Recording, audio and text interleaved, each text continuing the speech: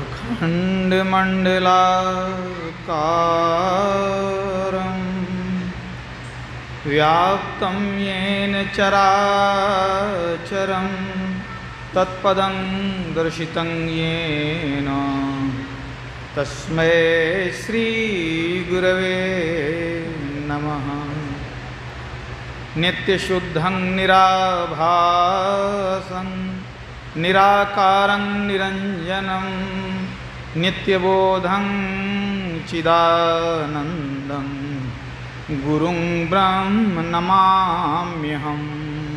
बोलिए प्रेम से श्री सद्गुरु महाराज की जय। परमाराध्य गुरुदेव के पावन श्री चरणों में कोटिशः नमन। परम आदरणीय स्वामी गुरु प्रसाद बाबा के चरणों में कोटिशः नमन।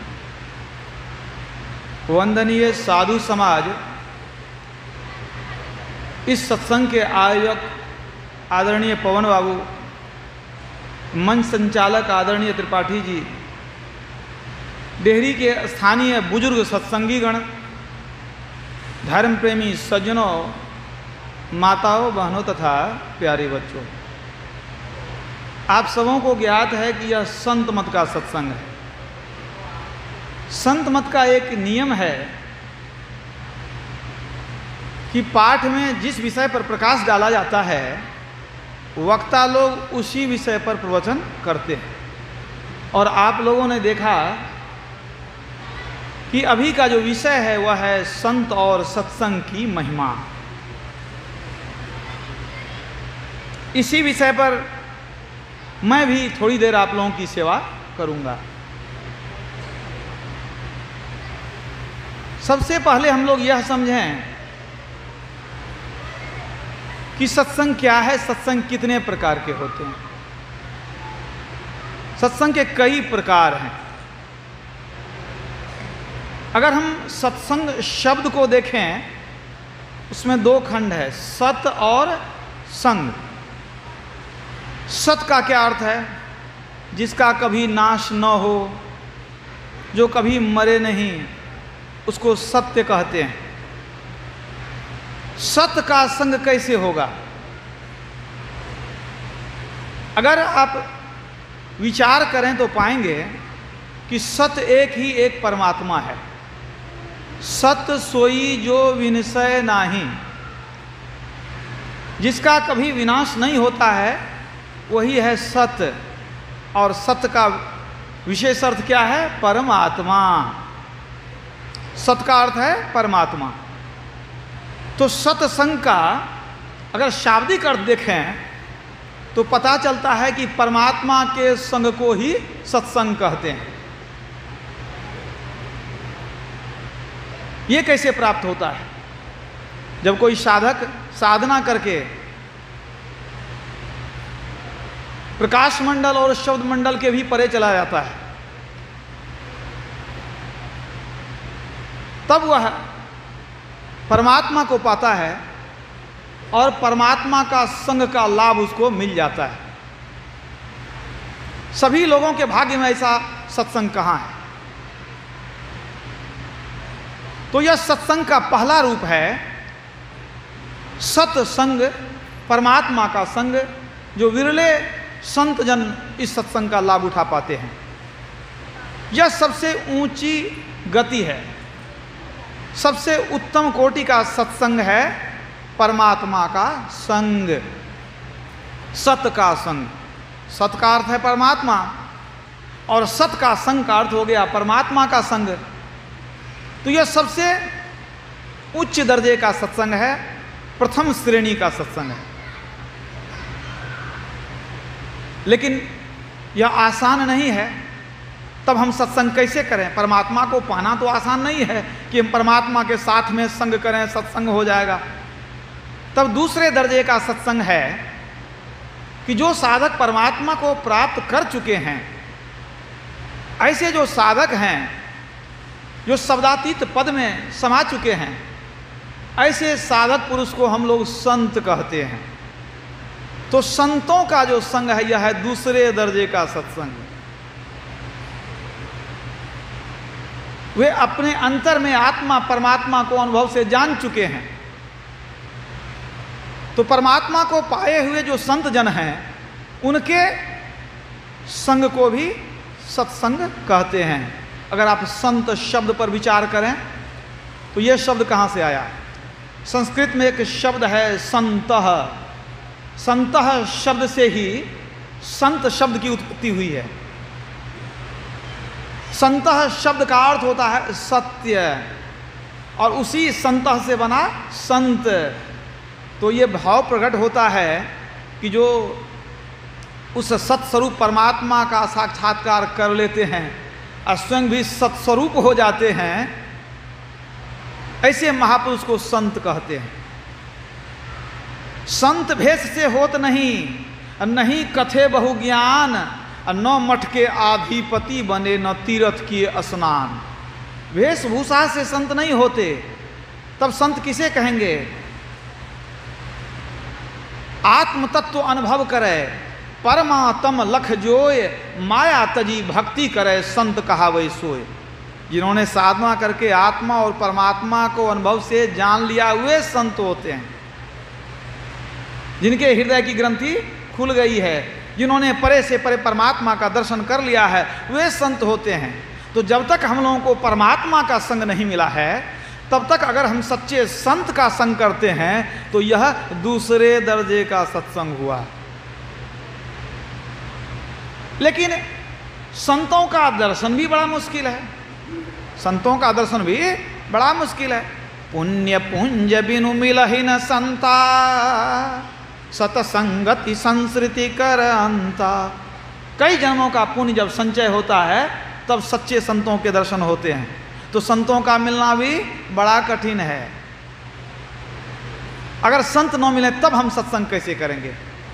तब एक उपाय है, हम सच्चे साधु महात्माओं का संग करें, सदाचारी साधु महात्माओं का संग करें, सत्पुरुषों का संग करें। तो वो क्या सुनाएंगे हमको?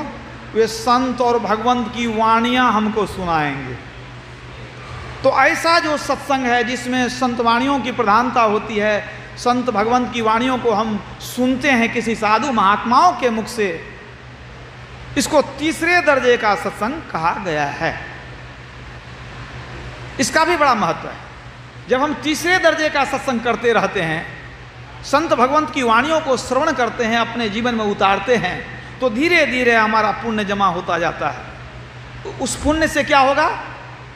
पुण्य पुंज बिनु मिलहि न संता। और जब पुण्य का पुंज जमा हो जाएगा तो सच्चे संत मिल जाएंगे, और जब सच्चे संत मिल गए तो दूसरे दर्जे का सत्संग हो गया। और जब उनकी कृपा से आपको साधना की क्रिया मिल गई, आप साधना करने लग गए और अंदर में ज्योति और नाद को आपने ग्रहण कर लिया और परमात्मा का दर्शन हो गया, तब आप उत्तम श्रेणी का सत्संग करने लग जाएंगे। तो ये तीन प्रकार के सत्संग का वर्णन मैंने आपको बताया। अब हम यह देखेंगे कि सत्संग से लाभ क्या है, सत्संग की महिमा क्या है, इसको भी जानना जरूरी है। संग का रंग अवश्य लगता है, इसमें कोई संदेह नहीं। जैसा संग करेंगे वैसा फल मिलेगा। ज्ञान बढ़े गुणवान के संगत, ध्यान बढ़े तपसी संग किन्हे, क्रोध बढ़े नर मूढ़ के संगत, लोभ बढ़े धन में चित दिन्हे, मोह बढ़े परिवार के संगत, काम बढ़े तिरिया संग किन्हे, बुद्धि विवेक विचार बढ़े, कभी दीन सो सज्जन संगत किन्हे। अगर सज्जनों का संग करेंगे तो बुद्धि विवेक विचार में बढ़ोतरी होगी, बुद्धि विवेक विचार में बढ़ोतरी हो जाएगी। और कामी क्रोधी लालची का संग करेंगे तो समझिए विकारों से ग्रसित हो जाएंगे और हमारा भविष्य अंधकारमय हो जाएगा। इसलिए तुलसीदास जी ने बड़ा अच्छा कहा, हानि कुसंग सुसंगति लाहू, लोकऊ वेद विदित सब काहू, गगन चढ़ई रज पवन प्रसंगा, कीचई मिलत नीच जल संगा। हानि कुसंग सुसंगति लाहू, सुसंग से लाभ होगा, कुसंग से हानि होगी। तुलसीदास जी ने स्पष्ट कर दिया, जैसा संग करेंगे वैसा हमारा स्वभाव बन जाएगा निश्चित रूप से। छोटे बच्चे हमारे घर में तो हम लोग जब समय मिलता है छोड़ देते हैं खेलने के लिए, तो थोड़ी निगरानी करते हैं कि किसके साथ खेल रहा है। अगर किसी ऐसे बच्चे के साथ हमारा बच्चा खेलने चला जाए जो झूठ बोलता हो, घर में चोरी करता हो, गालियाँ बकता हो, तो हमारा बच्चा भी वही सीख करके आएगा। तो हम लोग निगरानी करते हैं कि वो गंदा लड़का, उसके साथ मत खेलो। ध्यान देते हैं कि नहीं? अगर नहीं देंगे आप तो आपका बच्चा बिगड़ जाएगा। आप उसको सज्जन बनाना चाहते हैं, वो दुर्जन बन जाएगा, स्वाभाविक बात है। तो संग का रंग तो लगता है। ऐसा नहीं है कि संग का रंग सिर्फ मनुष्य पर लगता हो, पशु पक्षी पर भी संग का रंग लगता है। मैं बहुत छोटी सी लव कथा सुनाता हूँ। एक राजा के यहाँ एक सुगा था। सुगा कुछ गाता तो नहीं था, देखने में सुंदर था, बच्चे लोग खेलते थे। बहुत दिन से सुगा था। एक दिन सुगा मर गया, घर में बच्चे लोग रोने लग गए। राजा के पास आकर के बच्चे लोग कहने लग गए कि सुगा के बिना मन नहीं लगता है, पिताजी कहीं से सुगा ला दीजिए। राजा ने मंत्री को बुलाया, कहा देखो बच्चे लोग जिद करते हैं कि सुगा मर गया, दूसरा सुगा ला दीजिए, कहीं से सुगा खोज कर ला दो। मंत्री खोजने के लिए गया। बहुत खोजते खोजते पता लगा कि एक महात्मा जी की कुटिया है जंगल के किनारे, उनके यहाँ एक सुगा है, तो वहाँ से सुगा मिल सकता है। मंत्री गए, महात्मा जी से निवेदन किए कि राजा के बच्चे रो रहे हैं। राजा साहब ने कहा एक सुगा खोज कर ले आओ। कहीं तो मिला नहीं, अगर आपकी कृपा हो जाती तो राजा का घर भी फिर से मंगल हो जाता, आनंदमय हो जाता। महात्मा जी ने कहा देखो इस सुगे को मैंने बड़ा ही प्यार से पाला है, बहुत बचपन छोटे से पाला है, हमको बहुत प्रेम है सुगा से, लेकिन जब राजा वाली बात है तो हम मना कैसे कर सकते हैं, ले जाओ।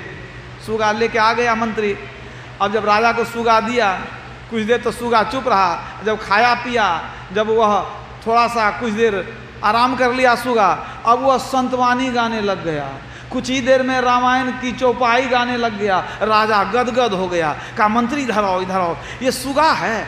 कहाँ सुगा? कहा नहीं नहीं ये सुगा नहीं है, हमारा भाग्य खुल गया, संत महाराज पधारे हैं, ये तो हमको संतवानी सुनाते हैं।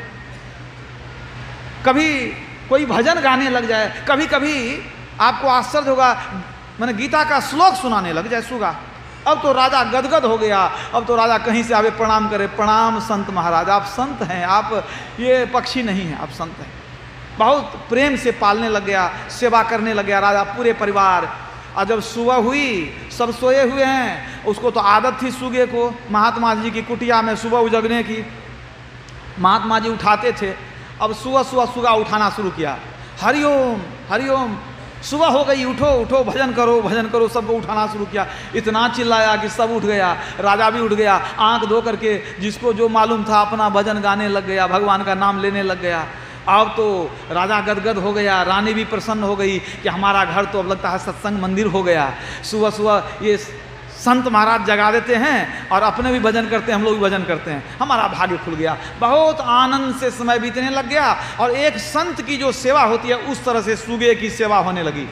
संत का जो आदर सत्कार होता है उस तरह से सुगे का सत्कार होने लग गया। दिन अच्छी तरह से कटने लग गया। राजा भी गदगद था, लेकिन सब दिन होत न एक समान, सब दिन एक जैसा नहीं रहता है।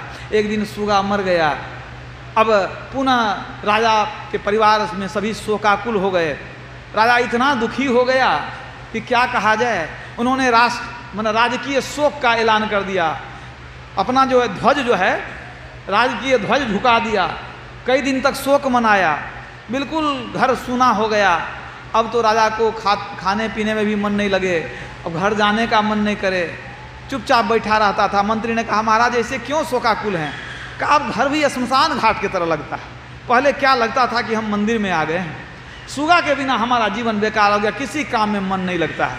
और घर में बच्चे लोग भी बड़े उदास हैं, अब हमारा समय कैसे कटेगा, कौन सुबह जगाएगा, कौन भजन सुनाएगा, हमारा तो अब जीवन ही अंधकारपूर्ण हो गया। मंत्री फिर से कुछ कोशिश करो, कहीं सुगा मिल जाए, कहीं खोजो। मंत्री फिर से सुगा खोजने लग गया। खोजते खोजते बहुत खोजा, एक कसाई के दुकान पर एक सुगा मिल गया। और वहाँ जब गया, कसाई को कहता है मंत्री कि कसाई राजा को सुगे की जरूरत है, तुम देगा कि नहीं? कहा महाराज आपके राज में बसते हैं, हम ना कैसे कर सकते हैं, आप ले जाइए सुगे को। कहा अच्छा ठीक है, तुम सुगा देने के लिए तो तैयार हो। अब ये बताओ कि ये सुगा तुम लाए कहाँ से? क्योंकि सुगा मर जाता है, राजा परेशान करता है कि सुगा लेकर के आओ। कहाँ से लाएं? तो बताओ कि सुगा कहाँ से मिलता है, तू कहाँ से लाया? उसने कहा कि महाराज एक दिन हम जंगल से गुजर रहे थे, एक बहेलिया पेड़ पर चढ़ करके एक घोंसला से 2 बच्चा निकाला था सुगे का, तो वही एक बच्चा हम खरीद करके लाए थे, वही बच्चा है। मंत्री खुश हो गया, कहा 2 बच्चा था, एक तुमने खरीद लिया, अच्छा बताओ दूसरा कहाँ गया, उसको भी हम खरीद लेंगे। कहा क्या बतावें, दूसरा हम क्या कहें, वो तो एक महात्मा जी थे कुटिया में रहते हैं जंगल किनारे, वही लिए थे। कहा अच्छा अच्छा ये बात है, वो सुगा तो मैं पहले ले जाकर के राजा को दे चुका हूँ। वो तो समझ गए कि महात्मा जी की कुटिया से एक सुगा मैं ले गया था पहले, जो कि राम राम जपता था, रामायण की चौपाई गाता था। अब तो मंत्री प्रसन्न हो गया कि उसी सुगे का सहोदर भाई हमको मिल गया, एक ही माँ बाप की संतान और देखने में एक जैसा। सुगा को लेकर के गया राजा के पास, राजा भी सुगा को देखकर प्रसन्न हो गया। कहा मंत्री हूबहू वही नैन नक्श है, वही रूप आकार है, लगता है वही सुगा आ गया, तुम धन्य हो, इतना सुंदर सुगा खोज कर ला दिए। मंत्री ने सब कुछ सुना दिया कि एक ही माँ बाप की संतान दोनों सुगा था, पहले वाला सुगा जो मर गया उसी का भाई है ये।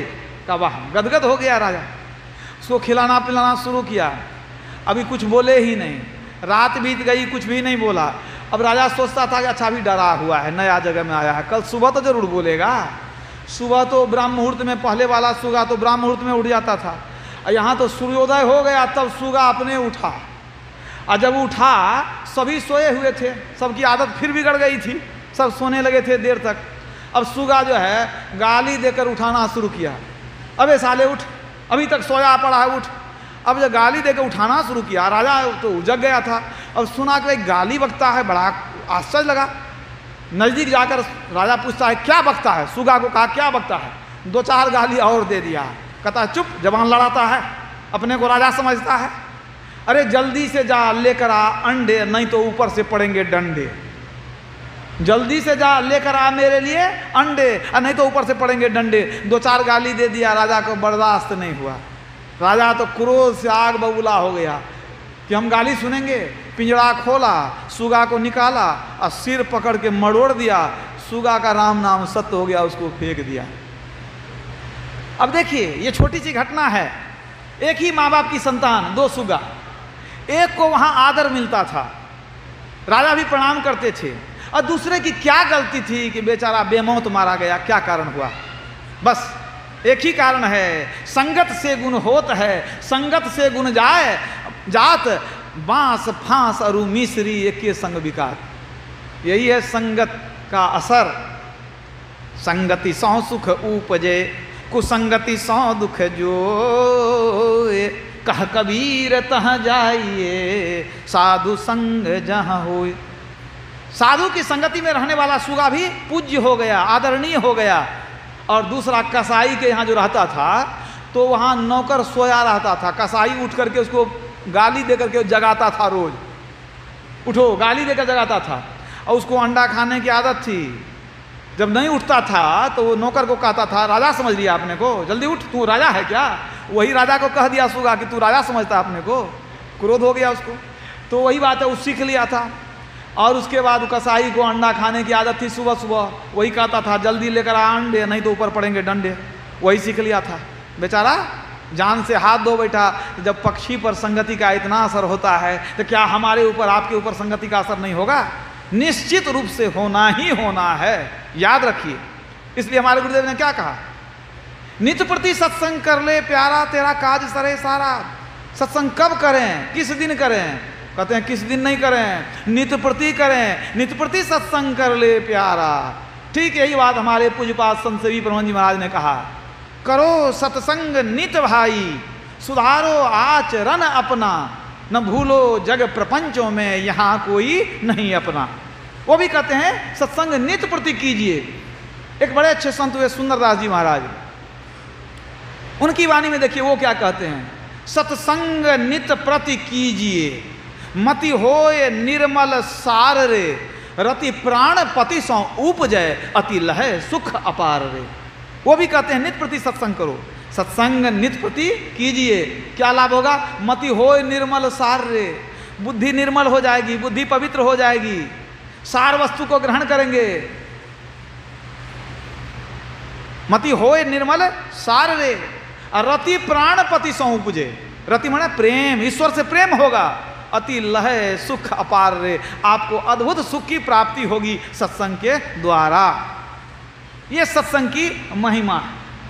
अभी आप लोगों ने पूर्व वक्ताओं से सुना, भगवान शिव कहते हैं गिरजा संत समागम सम नौ लाभ कछुआन। और भी लाभ है, लेकिन जितना बड़ा लाभ सत्संग से है उतना बड़ा लाभ किसी और चीज से नहीं है। अब मन में जिज्ञासा होगी कि क्या क्या लाभ है। यूं तो गुरु महाराज की वाणी में भी आपने सुना कि सत्संग से क्या लाभ है। अब मैं कुछ अपने अर्जित ज्ञान के आधार पर बताऊंगा कि सत्संग से क्या क्या लाभ है। 5 तरह के लाभ को मैं आपके सामने रखना चाहता हूं बिंदुवार ढंग से, क्रमशः। सबसे पहला लाभ, सत्संग का सबसे पहला लाभ क्या है? चरित्र का सुधार, व्यक्ति के आचरण का सुधार। जैसे कोई रत्नाकर है तो वह वाल्मीकि बन जाता है। कैसे होगा? सत्संग से होगा। कोई पापी है पुण्यात्मा हो जाता है सत्संग से, कोई अधर्मी है तो वह धर्मात्मा हो जाता है, कोई दुष्ट है तो वह शिष्ट हो जाता है। इसलिए तुलसीदास ने कहा सठ सुधरहि सतसंगति पाई, पारस परसि कुधातु सुहाई। सठ सुधरहि सत्संगति पाई। जो सठ है, मूर्ख है, जड़मती है, सत्संग पा करके वह सुधर जाता है। जैसे कुधातु सोना भी पारस के स्पर्श से, कुधातु लोहा भी पारस के स्पर्श से सोना बन जाता है। लोहा से पारस ने सोना बना दिया। इसी तरह संत लोग अपने समान बना देते हैं। पारस अरु संत में बड़ो अंतरो जान, वह लोहा सोना करे वह कर ले आप समान। संत अपने समान संत बना देते हैं। मतलब सत्संग में आकर के व्यक्ति का आचरण बदल जाता है। मज्जन फल देखिए तत्काला, काक हो ही पिक बकऊ मराला। निश्चित रूप से सत्संग से सुधार होगा। याद रखिए, सत्संग अगर ठीक से करते हैं सुधार होना निश्चित है। तो पहला लाभ क्या हुआ? आचरण का सुधार। दूसरा लाभ ज्ञान की प्राप्ति। हमारे सत्संग में जितनी माताएं आती हैं, कोई ऐसी भी हैं जो बिल्कुल पढ़ी लिखी नहीं हैं, लेकिन अगर उनको भी पूछा जाए कि स्वर्ग क्या है, नरक क्या है, मुक्ति क्या है, तो आपको समझा देगी। क्यों? कहाँ से ज्ञान आया? कबीर साहब की तरह उन्होंने कागज कलम नहीं छुआ है, लेकिन इस सत्संग में आते आते उनको सब ज्ञान है।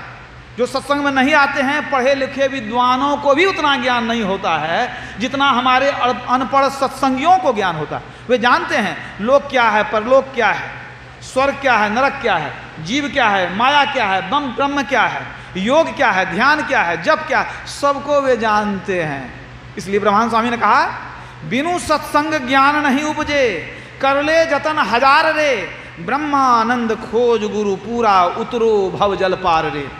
तो दूसरा लाभ क्या हुआ? सत्संग से ज्ञान की प्राप्ति होती है। हम जान जाते हैं कि हम पूजा करें कि जप करें कि ध्यान करें, हमको मुक्ति पाना चाहिए कि स्वर्ग पाना चाहिए, स्वर्ग क्या है, मुक्ति क्या है, सारी बातों की जानकारी सत्संग से आपको होगी। दूसरा लाभ हो गया। अब आइए तीसरे लाभ की तरफ। तीसरा लाभ क्या है? सत्संग करते करते ही गुरु की खोज जो है पूर्ण होती है। गुरु की खोज कहाँ करेंगे आप? बाजार में जाके, मेला में जाकर के नहीं, सत्संग में आएंगे तब आपको गुरु मिलते हैं। हमारे गुरुदेव ने आदेश दिया करी सत्संग गुरु खोज करिए, चुनिए गुरु सच्चा, बिन सदगुरु के ज्ञान पंथ सब कच्चा ही कच्चा। बिना गुरु के सारा ज्ञान आपका कच्चा रह जाएगा। तो गुरु कहाँ खोजेंगे? करी सत्संग गुरु खोज करिए। सत्संग में जाइए, साधु महात्माओं से मिलिए, उनमें जो आपको ज्ञानवान लगे, सदाचारी आपको पता चले, उनसे उनको आप गुरु बना सकते हैं। तो सत्संग में आकर गुरु से भेंट होती है। इसी बात की पुष्टि कबीर साहब ने की, इस सत्संग में लाभ बहुत है, तुरंत मिलावे गुरु से, मूर्ख जन यह सार न जाने, सत्संग में अमृत बरसे। ये तीसरा लाभ हुआ, गुरु की प्राप्ति होगी सत्संग में आकर। अब देखिए चौथा लाभ, ईश्वर से जब तक प्रेम नहीं होगा ईश्वर मिलने वाले नहीं है। ईश्वर के यहाँ का सिद्धांत है कि जब तक हमको संसार से प्रेम है तो संसार मिलेगा, और जिस दिन हमको परमात्मा से ही अत्यधिक प्रेम हो जाएगा, संसार से वैसा प्रेम नहीं रहेगा, तब परमात्मा मिलेंगे। यानी सबके प्रेम को तोड़ करके हम प्रभु के शरण में जाएंगे, तब प्रभु हमको मिलेंगे। ऐसा प्रेम होना चाहिए। प्रेम होना चाहिए कबीर साहब की तरह। जब उनको बहुत प्रेम जग गया, विह्वल हो गए कि हे प्रभु कब आप मिलेंगे, तब वो कहते हैं दिन नहीं चैन, रैन नहीं निंदिया, तलफ तलफ कर भोर किया, तलफे बिन बालम मोर जिया। परमात्मा के बिना हमारा दिल तड़पता रहता है, दिन में चैन नहीं, रात में नींद नहीं आती है, हम प्रभु के लिए तड़पते हैं, इतना प्रेम बढ़ गया उनको। तो प्रेम कैसे बढ़े? ईश्वर कब मिलेंगे? जब प्रेम बढ़ेगा। अब प्रेम बढ़ेगा कैसे? बिना सत्संग के प्रेम बढ़ने वाला नहीं है। बिनु सत्संग न हरि कथा, तेहि बिनु मोह न भाग, अब मोह गए बिनु राम पद, हो ही न दृढ़ अनुराग। राम के पद में अनुराग नहीं होगा बिना सत्संग के, याद रखिए। जब सत्संग करते रहेंगे, करते करते करते प्रभु के चरणों में प्रेम होगा। क्यों? सत्संग में परमात्मा के गुण को सुनते हैं, परमात्मा के गुणगान को सुनते हैं। किसी का गुण सुनेंगे तो प्रेम अवश्य होगा। जब दिन रात प्रभु का गुणगान सुनेंगे तो धीरे धीरे प्रेम उपज जाएगा। ये चौथा लाभ हुआ, ईश्वर से प्रेम होगा सत्संग में आने पर। दूसरा उपाय नहीं है। अब देखिए अंतिम लाभ क्या है। अंतिम लाभ हमको ईश्वर को प्राप्त करना है ना, उनकी प्राप्ति कैसी होगी?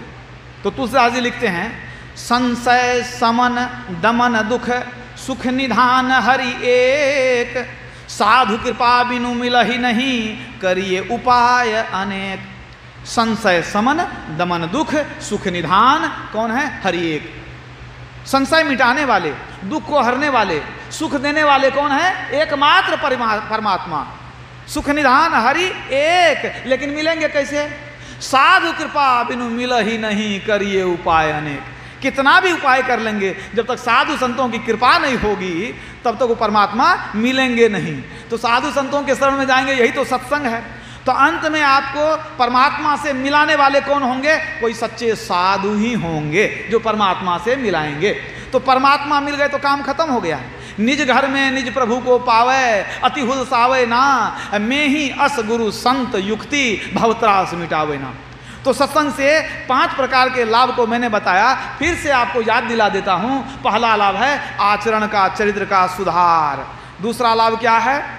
ज्ञान की प्राप्ति। तीसरा लाभ गुरु से मुलाकात, गुरु की पहचान। चौथा लाभ ईश्वर से प्रेम उत्पन्न होता है सत्संग के द्वारा। अब 5वां लाभ साक्षात परमात्मा मिल जाते हैं सत्संग के द्वारा।